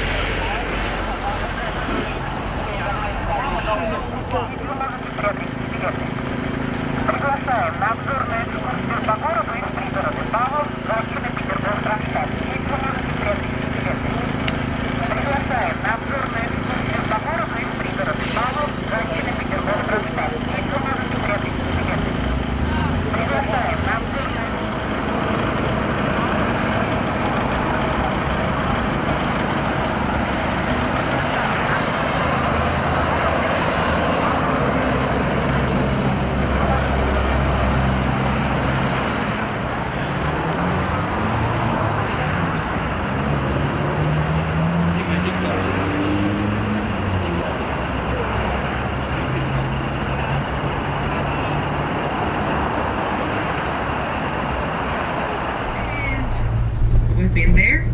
The church on the Spillblad, down the canal.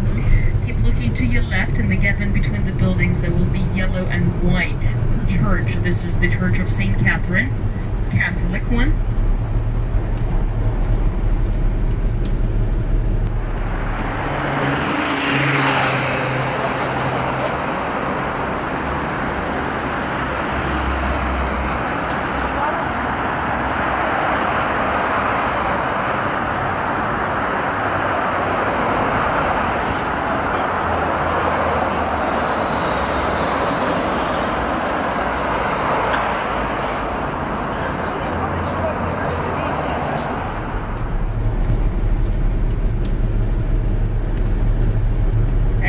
We're stopping for a few seconds.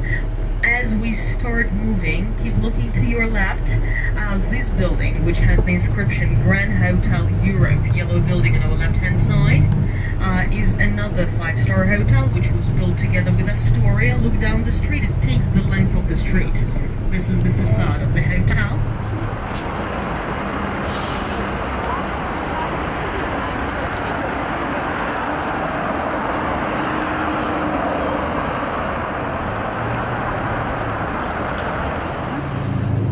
French architect Alain de la Motte, you see there. And on the right hand side, by the same architect, the Gostinny Dvor, the first Russian shopping mall, was the idea of Catherine II to have a collection of small shops in one big indoor area.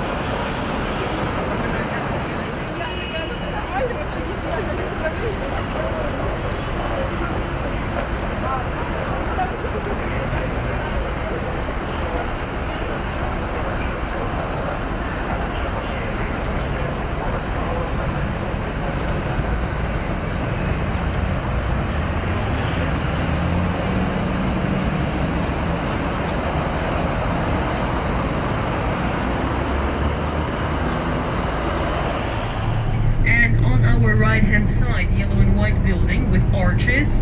This is the oldest department store in St. Petersburg, which was opened in 1785, so it's 226 years old. Keep looking to your right. You'll see how long the building is. This one takes half of the street. Keep looking to your right now. It is 1 mile in perimeter and 2 floors, so it was 2 miles of shopping. On our right hand side, the monument to Catherine the Great is on our left hand side behind the trees right now, and the name of the garden is Catherine's Garden. Yellow and white building on our left, very impressive. This is the Alexander's Theater, one of the first drama theaters in the country. These days it is used as a stage for opera and ballet performances, but only in summer.